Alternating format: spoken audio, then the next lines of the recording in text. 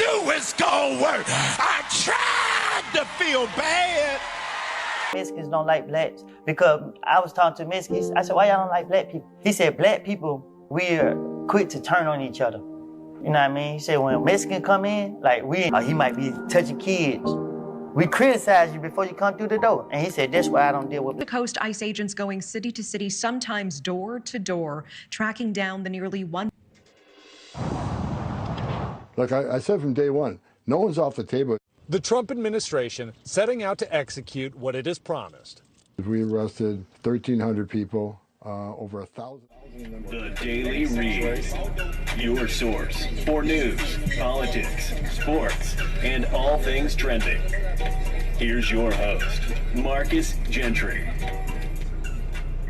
I feel bad for the brown people who thought they were better than black people, who are now facing deportation. I feel bad for the white women who didn't realize they were the real DEI hires and were gonna lose their job. I feel bad for Columbia and Emory and Johns Hopkins losing $300, $400, and $800 million, but HBCUs ain't never had that kind of money. I feel bad for the Tesla dealerships that gotta close because they lost $900 billion since December because they forgot it ain't electricity, it's people that power this nation. I feel bad for them.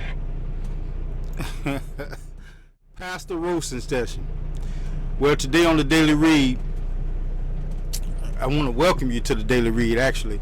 But today on the Daily Read, we're going to ask the question, is Trump deportation policies inadvertently helping Black America? That's the question for the day. And I want you to leave comments if you can. If you're listening to me on iHeartRadio, leave comments. If you listen to me on YouTube, leave comments. What do you think?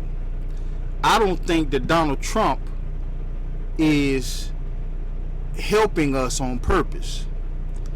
It's a bigoted, it's some bigotry behind it. But is it inadvertently helping us? Do you feel more money's in your pocket now because they're deporting all the Mexicans?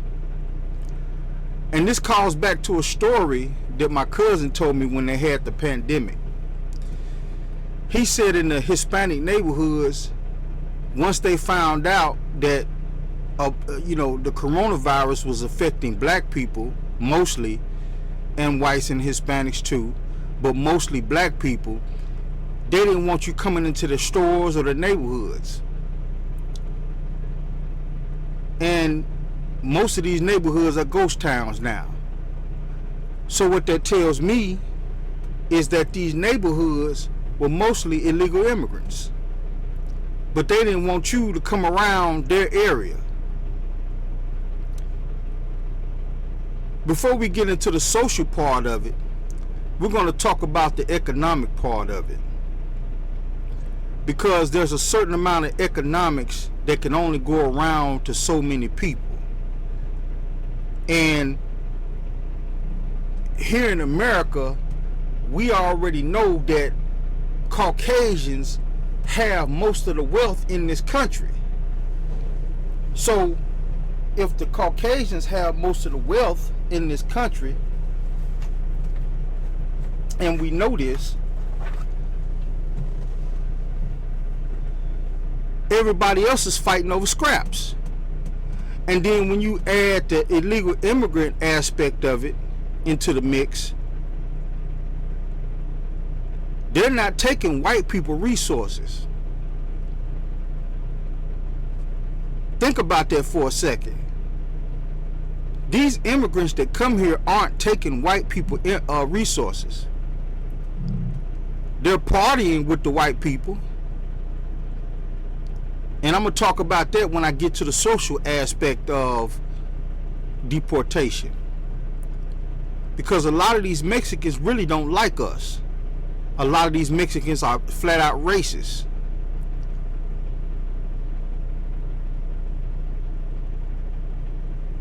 The economic part of it.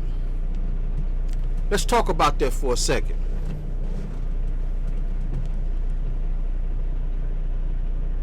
Some of these people come here and in a matter of a year, they have businesses, they have vehicles, they have housing. Now for that first year, mind you, and this is not a racist rant. This is not me being bigoted towards illegal immigrants. I don't give a damn who comes here to America. It's not going to affect me and my economics at all, because I'm gonna get money. But there are people out there who make under $100,000 a year, including me. And those people that make under $100,000 a year, they're fighting over scraps in the neighborhoods of America. So if they fighting over scraps, is Donald Trump's policies helping us?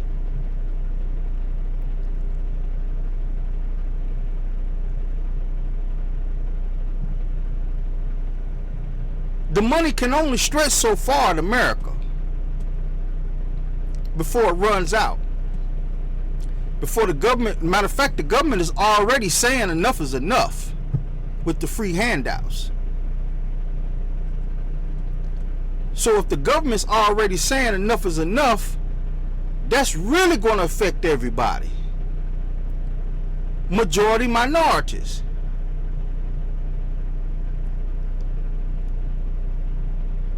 It all boils down to economics. Social issues also, but mostly economics. Who's going to go out into those fields and pluck those oranges off the trees? This reminds me of a story when me and my uncle came down from Chicago. We worked at a day labor and we wanted to get some quick cash, you know, for housing and things like that. So we went to a day labor. Excuse my phone, my camera's out of focus. Hold on for a second.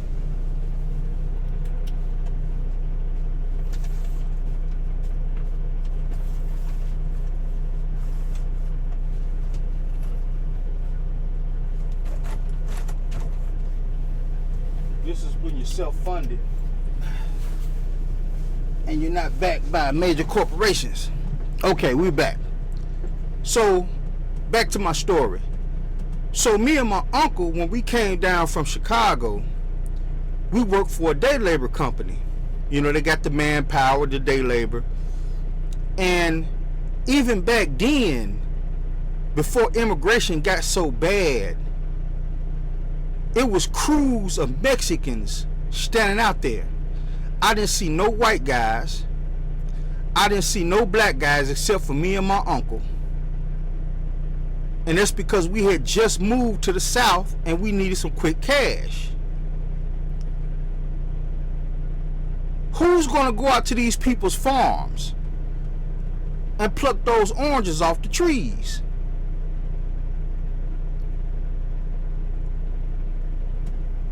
Everything boils down to economics. I got a feeling that sending these Mexicans back and these Guatemalans and South Americans, I got a feeling it's more to it than meets the eye, because it's a pattern forming here. We already know about the pattern of Mexicans and Hispanics coming here and not dealing with black people.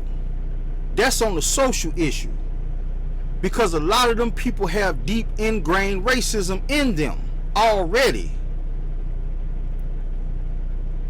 And we're going to talk about the social issue part of it in a minute. But on the economic scale, a lot of farmers are going to lose out. A lot of Hispanic businesses, I'm talking about American Hispanics, is going to lose business. So is Trump deportation policy helping minorities inadvertently? I don't think he's doing it on purpose. Let's get that straight and clear. But is it helping us? Let's get into the show. The business, The Daily Read, your source for 3, 4.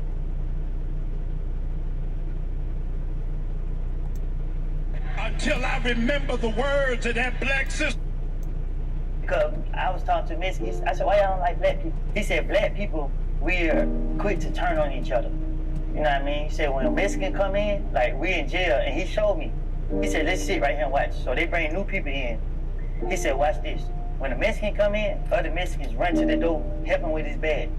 When a white guy come in, white people go out there, help him out, get him situated. When a black person come in, all the black people sit back and say, that nigga might be a snitch, or he might be touching kids. We criticize you before you come through the door. And he said, that's why I don't deal with black people. Promises kept with. I didn't want to go into the social issue part of the show just yet.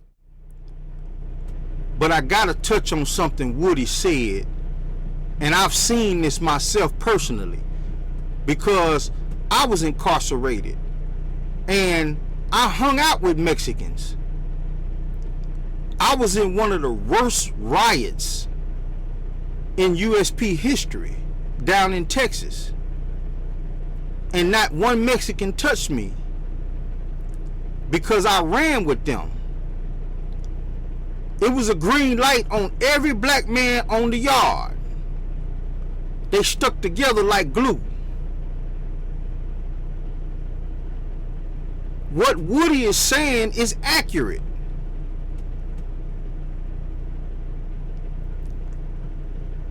What you can't control, you get rid of.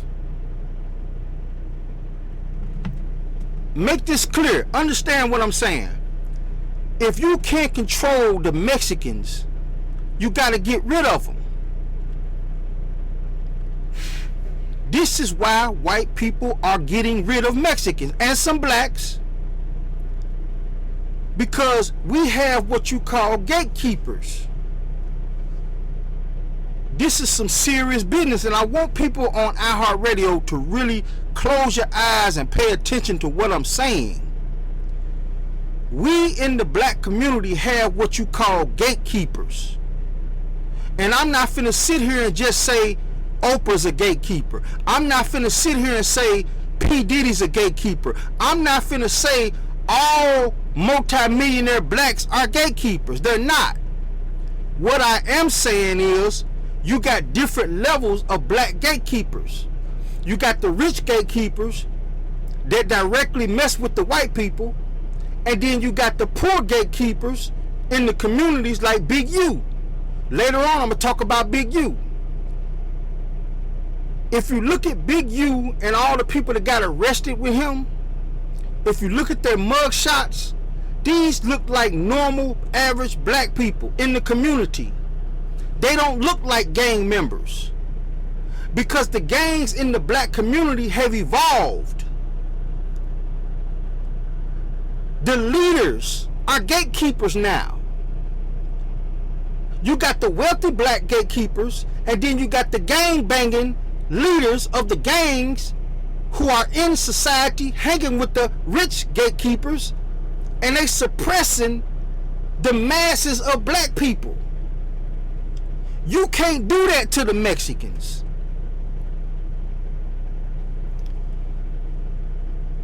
What I'm trying to say is, you got Latino gatekeepers. Close your eyes and listen to me. We on talk radio time now. You got Latino gatekeepers, but they're Latino American gatekeepers. You can't gatekeep the Mexicans. Them people come here with a plan. They come here with their wives. They cross that border. They have danger. Their wives probably suck somebody's penis just to get over here, right in front of them. Sometimes their wives get raped right in front of them. And they don't do nothing because they want to get here. You got to understand how serious this is with these people. So when they get here, they automatically know white people got the power. Black people are nothing unless you're a gatekeeper. So what the Mexicans do when they get here, they create their own communities and just hang with each other and keep all the blacks out. But they're taking our resources. It's a pattern.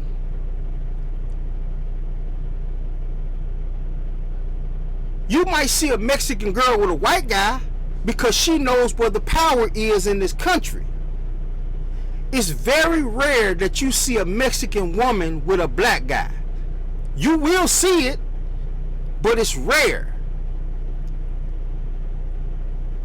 You see, in the black community, white people have already established gatekeepers. In the black community, white people have already established a pecking order. Women are at top in the black community. Women are at the top in the black community. They get all the resources. They get all the college funding. And everything else trickles down to the rest of us. And those resources come through the gatekeepers. And they hand it out to the women. So they control us through our women. You can't do the Mexicans like that. Because the Mexican women are going to tell you to fuck off. They just crossed the border with this man. Through thick and thin. Could have got killed. You can't control the Mexicans through gatekeepers. So what you can't control, you get rid of.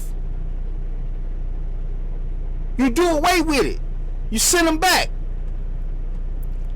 And the reason why you send them back is because if black men starting to realize now, I've been here all my life. This man just crossed the border 2 years ago and he got a taco stand. He got a restaurant. He got a wife and kids. And I'm still here struggling with a bimbo telling me I need to make over $100,000. And I know that man ain't making $100,000. How the fuck is he getting all these resources? He's taking them from us. So I asked the question again, people. Is Donald Trump's deportation policy inadvertently helping us black people? Let's get back into the show. President Trump taking immediate action on his top campaign focus, fighting illegal immigration. From coast to coast, ICE agents going city to city, sometimes door to door, tracking down the nearly 1.5 million undocumented set for deportation. And as ICE closes in on migrants, once vibrant Chicago neighborhoods are now turning into ghost towns. And tonight we are taking you to a neighborhood that has gone silent. Remember what I said earlier about my cousin in Chicago telling me during the time of the pandemic, Mexicans would chase blacks out of their neighborhoods. Like, get off from over here. You don't belong over here. You can't even stop in your car and go into a Mexican store and buy some candy. They will jump you. Because they didn't want blacks over there. This is a real thing. Like I said from day one, no one's off the table. The Trump administration setting out to execute what it has promised. We arrested 1,300 people. Over 1,000 of them were criminals. Immigration and customs enforcement operations reportedly underway. Now, I will say he's a liar. I do not believe, because I know Mexicans. And those are some hard-working people. I will give them that. Not all Mexicans are flat-out criminals. He's a liar. he's saying that to ease the pressure of what the Trump administration is doing. A lot of these Mexicans are hard-working men and women, hard-working. But the fact of the matter is they're taking our resources and trying to treat us like white people treated us in the 60s. They try to treat us like second-hand citizens. And we actual citizens, and you're not. In jurisdictions all across the nation, federal agents have been spotted in many sanctuary cities carrying out these operations. I hope the sanctuary cities come around. The usually bustling and vibrant streets of this Hispanic neighborhood in Chicago sit relatively empty because of the concerns over ICE.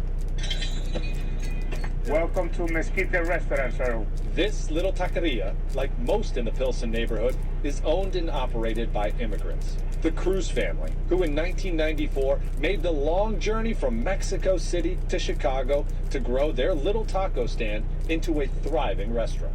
So a lot of people don't know is that Mexico is bordered with Guatemala. Yes. Okay? We don't let them in. So the same thing that America does to Mexico, we do to Guatemala. Okay? It just, the news is CNN, Fox, CNN, MSNBC, New York Post, they're never going to show you that. Just so you know, Mexico is extremely racist. So we have what are like Guatemalans, even to its own Mexicans. So you got to remember, Mexico was dominated by Spaniards. The only reason I look the way I look is because I'm 65% Spaniard. Yeah. Mexicans, like real Mexicans, or which is known as Mexica, not Mexico, Mexica, are 5'4", super dark with big noses and the heads pushed back. Aztecs and Mayans. Like Indians. Like Indians. Yes. Well, we're natives, right? So we're blended. So the reality is in Mexico, till this day, if you are not light complected, somewhat tall, you're frowned upon. To this day. And by the way, they're very... The bids? I wanted to talk about the social part of it now. Let's talk about the social part of it now. We got the economics out the way. They come over here and they're taking our resources. Okay? The social part of it, what little Woody was talking about. You see a lot of these Venezuelans, Guatemalans,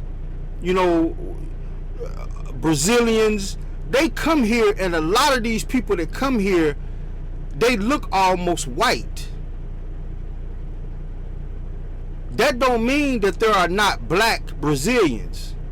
That don't mean that there are not black Mexicans.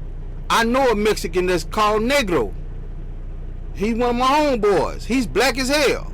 He's darker than me. And his nickname is Negro.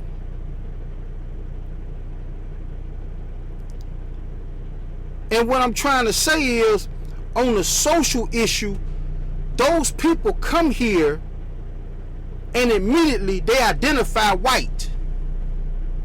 Point blank, period. If you go to their country as a passport bro, they will love you because you're spending American dollars. $100 worth of American money is 5,000 pesos. Let me say that again for some of you guys who thinking about traveling. 100 American dollars is 5,000 pesos. So when you go to them other countries, they love you to death. But try to speak to one of them in this country, they gonna act like they don't speak English. The whole time they speak, most of the people that come here are bilingual. I'm not saying all, but the vast majority of Mexicans, Venezuelans, Cubans, the vast majority of them people that come here are not backwood, ignorant, non-speaking Hispanics. Stop it. They speak English. It might be broken English. They might speak their language a whole lot better, but you keep forgetting I've been around them. I know they speak English.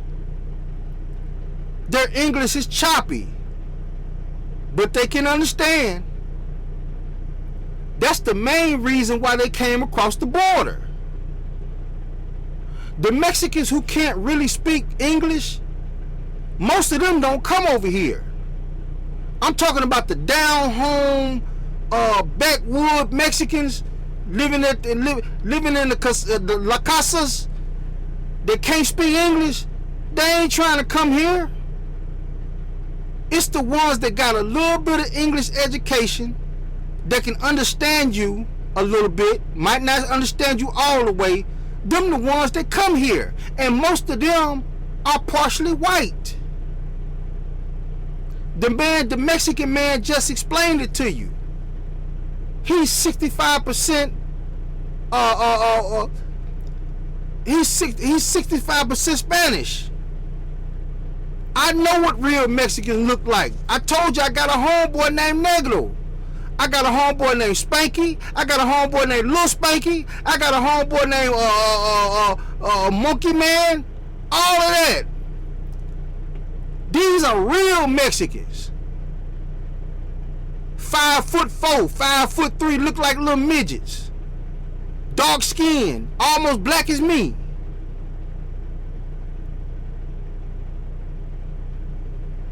The white Mexicans are taller. The white Mexicans that you normally see in the businesses and stuff, they like 5'11", 6 foot. They got a little Spanish mixed in their blood. Spaniards.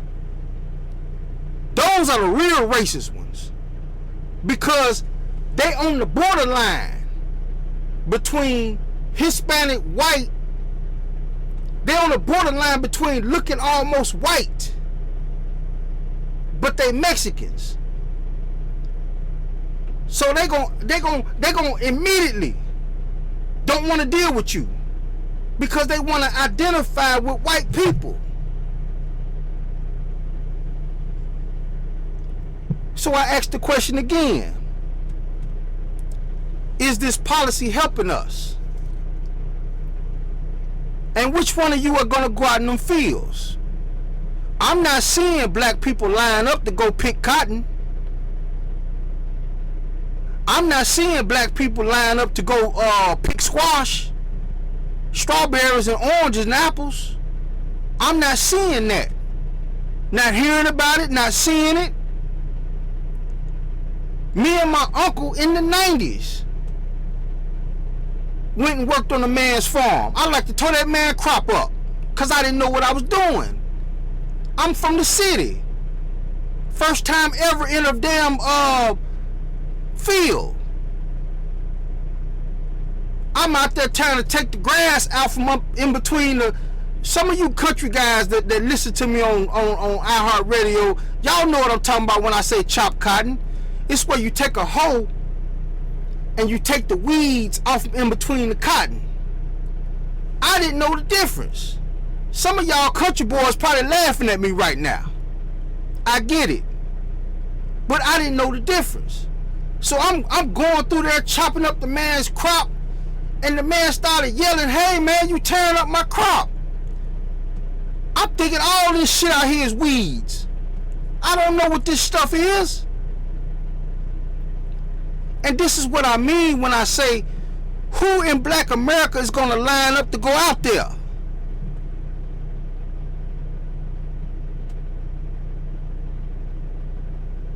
Nobody. Who finna line up to be somebody's housemaid? I know my sisters ain't. My sisters don't even like clean up their own damn house. The hell they gonna go be somebody's maid for? Washing somebody else's toilets. How many of you sisters are signing up for that? And this is not me denigrating Mexicans for the job and work that they do. But these people know that they're illegal immigrants. They come in and just take anything, man. I need to get them American dollars, because they make it stretch. They don't eat steak and potatoes and mashed potatoes and corn. And their meals ain't like that. They can go get some hamburger meat, some seasoning, some tortilla shells, stuff that don't cost nothing. This stuff don't cost hardly no money, and feed their whole family with it. and all of them going to bed satisfied and full, and the father is going to get up and go to work in the field picking oranges the next day. This is what they do. So I ask you again, is this policy helping us, or is it hurting America? I want to stick to the social issue part of it, because I've seen videos where a lot of these Mexicans and Hispanics and Venezuelans, they're asking us for help.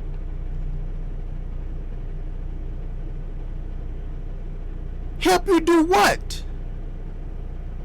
You don't like us.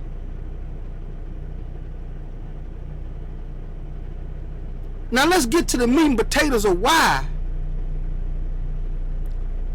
the Trump administration, via the white people of America, is getting rid of the Mexicans. Let's get to the meat and potatoes of that. This goes back to the social issues.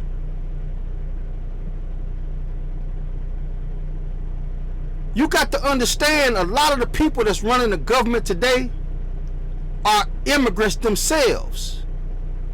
They know the power of immigrants.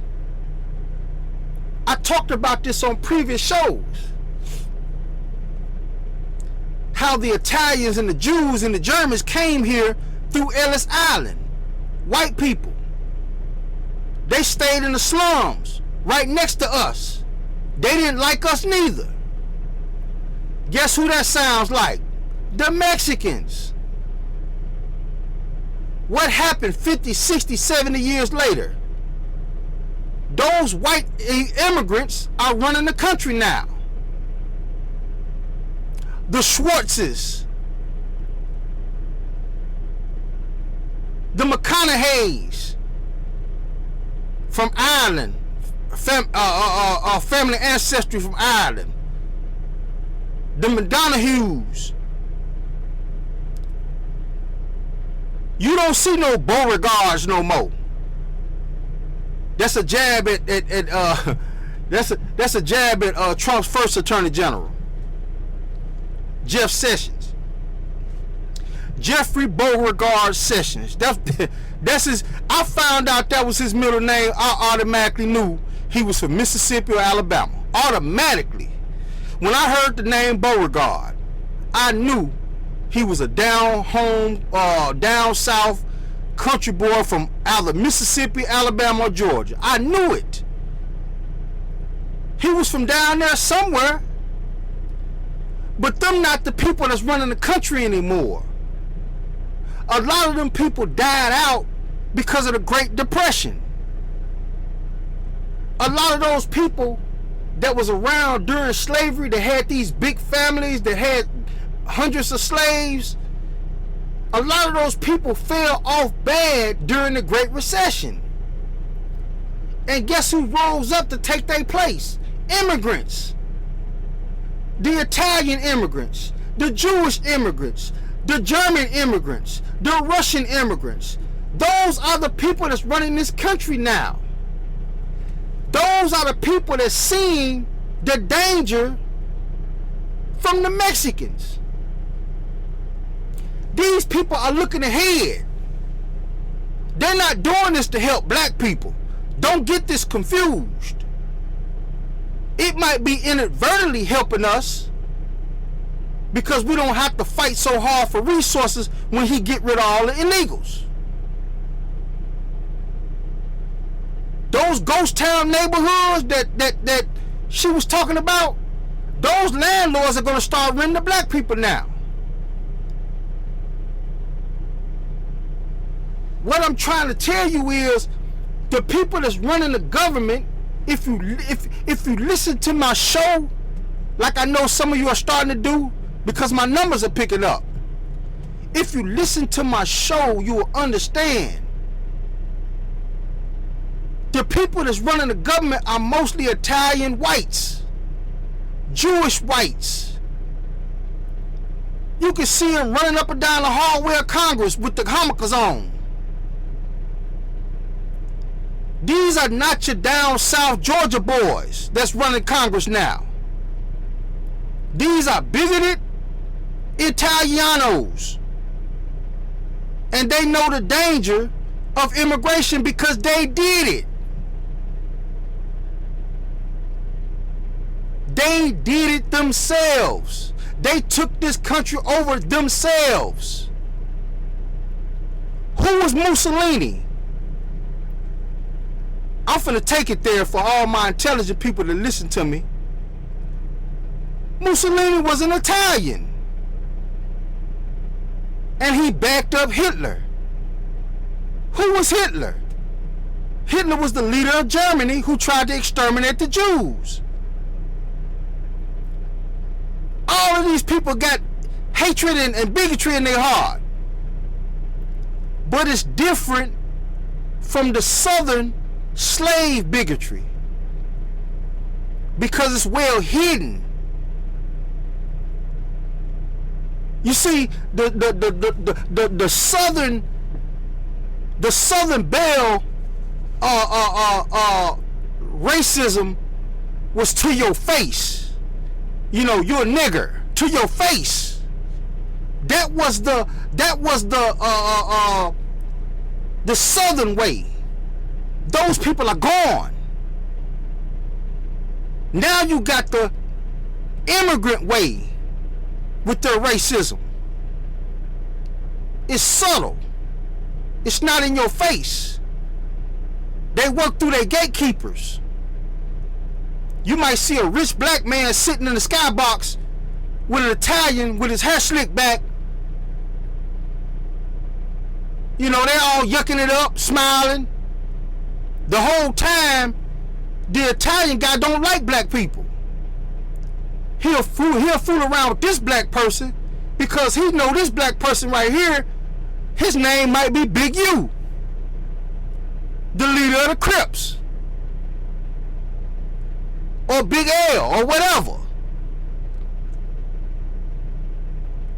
He got him a gatekeeper.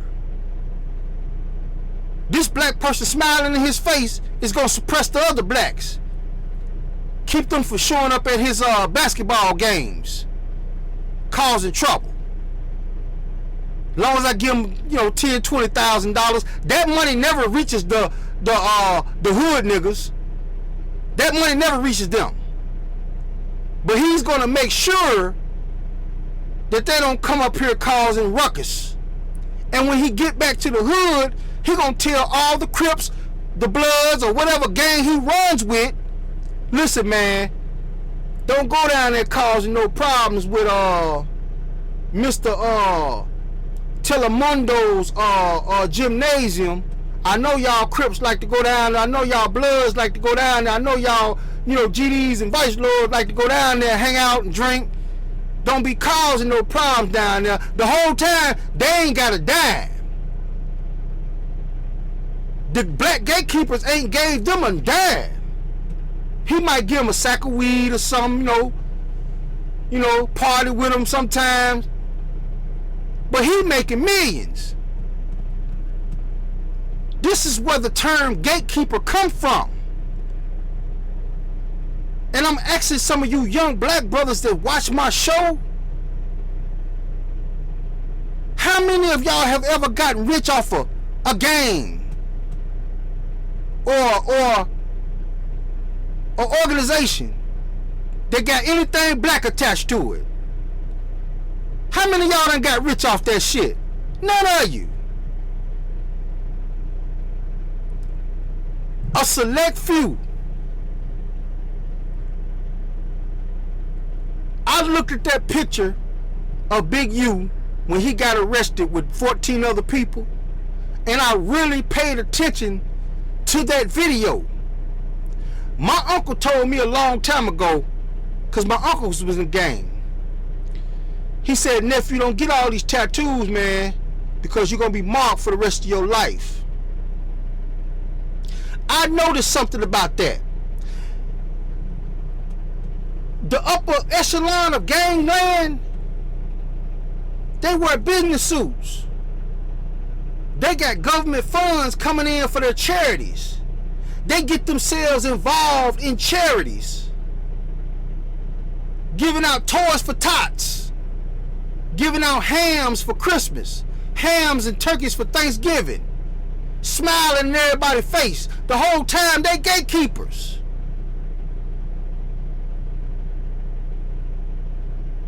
They still got their hands tied in the gangs. You can't do that to the Mexicans. So what you do with somebody or a group of people that you can't control? You get rid of them.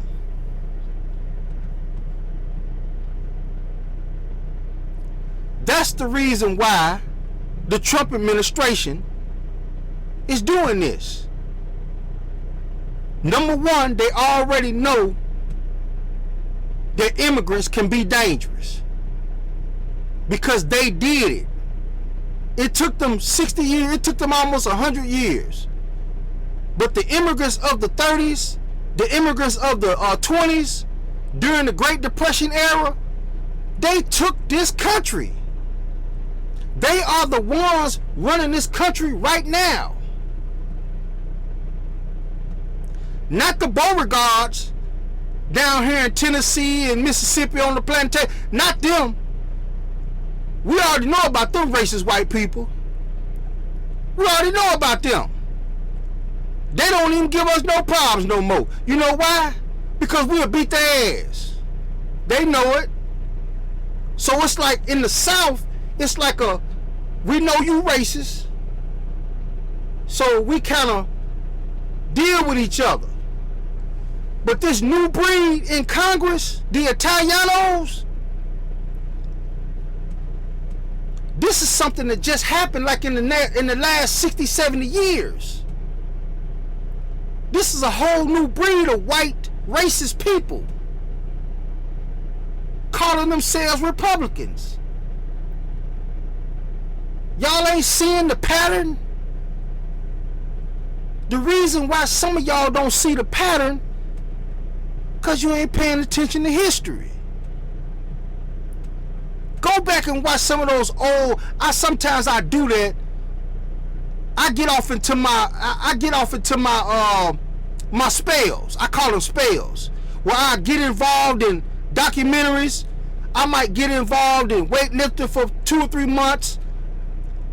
I get into my spells, and sometimes when I get into a spell of watching documentaries, sometimes I go back and watch those old black and white films of the 20s and 30s, and you can see it.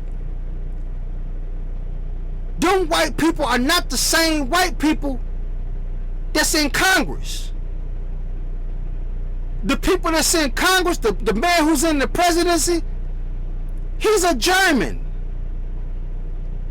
He's a second generation immigrant. He wasn't here. His forefathers wasn't here on no plantation. He don't know nothing about that. He still has racism and bigotry. But he don't know nothing about the slavery type stuff. That's why blacks can deal with him a little bit, because he can fake it a little more. The plantation whites, they ain't never faked it. They don't want you around. They ain't never faked it. I respect that even more than I respect the whole Donald Trump and all the new Republicans. Because at least the Southerners is telling you to your face, I don't like you because you black. They're not doing little sneaky shit with the paperwork, with the congressional paperwork, like the new Republicans are doing. Those whites are straight up tell you, I don't like you. That way you can tell them back, I don't like you neither.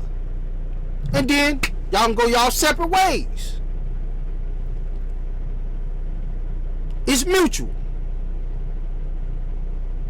You can't do that with these new age whites, because I keep telling you, these are second generation immigrants themselves. They know the danger of these Mexicans. Look at Tom Cruise. Look at the other clown from Florida. I keep forgetting his name. The one that Donald Trump was talking about, sweating all the time. They pass for white, but they're not white. Them guys are Hispanics.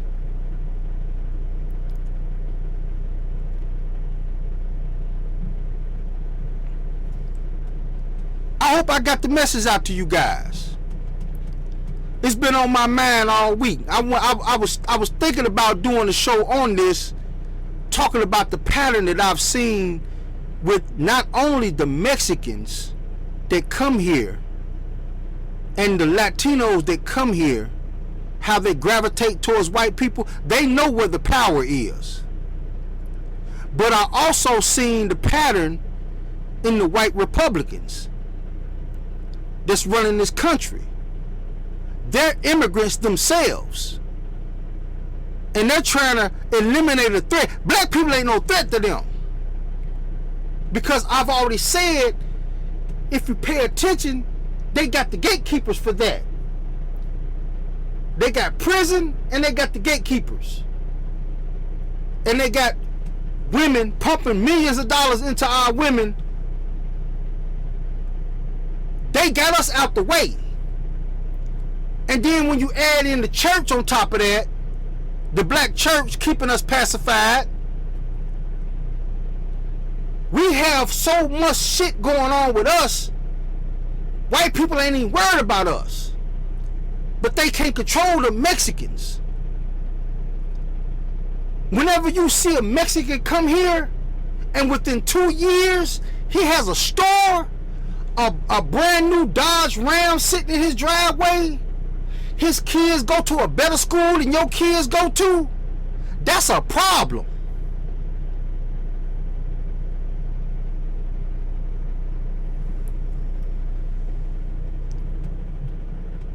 This is the Daily Read, and I'm out. The business, motherfucker. The Daily Read. Business.